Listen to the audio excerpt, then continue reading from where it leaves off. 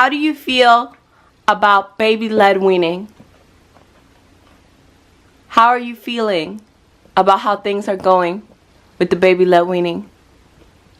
Hi guys! Welcome back to my channel. Today we're going to go over the basics of baby-led weaning. I am here with my 6-month-old baby Saïd, and my name is Courtney, and this is my first baby. I vlog about motherhood and life, and I would love for you guys to go ahead and subscribe if you like this video. So, first thing is foods that you want to avoid baby-led weaning.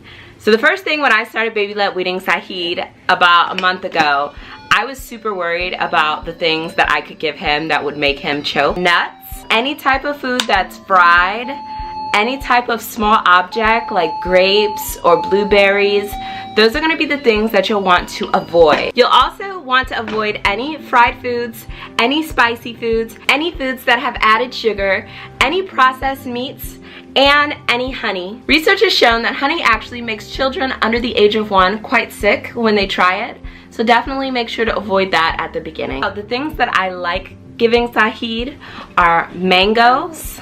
I like avocado. It's really good and healthy to give your baby sweet potato, cuts of banana, or any type of thick unsweetened oatmeal is always great as well for them to play with and to use their hands to pick up. Now I went to the store and I was actually looking for special food to give him for baby-led weaning, and I found these happy teethers. These teethers have really been helping me and Saïd get started with baby-led weaning. There are 2 different types. There's the carrot teether, and then there's the one that's banana. I love giving these to baby Saïd because he can suck on them and chew on them, and they are completely safe. When he bites it, it dissolves immediately into his mouth, so I do not have to worry about him choking on the teether. The next thing, now that you know what you should and shouldn't give your baby, is to find out how you're supposed to deliver these foods to your little one. It is recommended that you cut your food into slices or strips that are rather long. The idea of that is that your baby does not necessarily know how to grab and put into the mouth, or how to like kind of move food up the palm to put into the mouth yet. So when you make a long strip, for instance a sweet potato fry, you're giving him a handle to put on his food and also allowing him the additional extra food at the top that he can use to put in his mouth. Dexterity for a little baby is not necessarily something that they're great at yet, so giving them that opportunity to make it really easy to eat is what you'll want to aim for. So sometimes I cut all my food into strips, but other times you can just go to the store and find food that's already cut perfect when you don't have a lot of time to prepare food for your baby. So in that vein, I have actually bought these pre-cut slices of mango. What you think? You want to try it? Think it might be good? And so he really loves experimenting and attempting to eat the slice of mango on his own. There are a couple of tips and tricks that you'll want to know before you start baby-led weaning with your little one. The first thing is you want to make sure that, of course, he or she has their own bib. Yeah, a lot of things are a little too sweet for him at the moment, but it's about experimenting and getting them used to the texture of the food. As you can see here, I have a bib that actually catches food.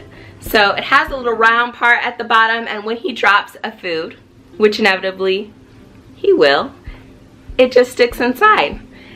So after you have a bib, you're going to want to make sure that you have a mat underneath whatever type of seat that you're using. Always make sure that your baby is in the seated position when they are starting baby-led weaning.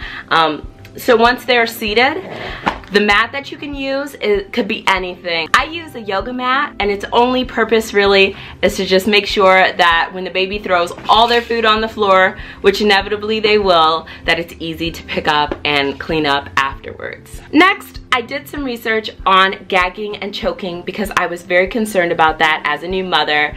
That was the one thing that kept me from choosing baby-led weaning for my little one initially. So it turns out that babies have a great gag reflex, and by that I mean that it's very strong. If there's anything that goes into their mouth, they are able to gag it up before they start to choke on it. So don't worry if you see your baby or your little one gagging a little bit. while they're trying to eat the food. It's completely normal, it's completely natural, and based on my research, a lot of moms and specialists have grown to expect that at the beginning because food is just so new and unfamiliar to them at that point. So once you have everything ready and your baby is all set to try their first baby-led weaning session, just remember to remove all distractions from the baby's surroundings, including TV, video games, or music, just so that your baby has the opportunity to explore and focus on enjoying their meal and learning how to eat. So I hope you loved these tips and tricks. Please let me know if there are any other tips and tricks that you mothers have discovered over time that works for you when you're baby-led weaning. Thank you so much for watching our video, and we will see you in the next one. What you doing with mango in your pants? Why you put it in your pants? Is it good? Can I have some? Can I have, no? You don't want to share? Here, I'll put it down for you to pick up. It's good.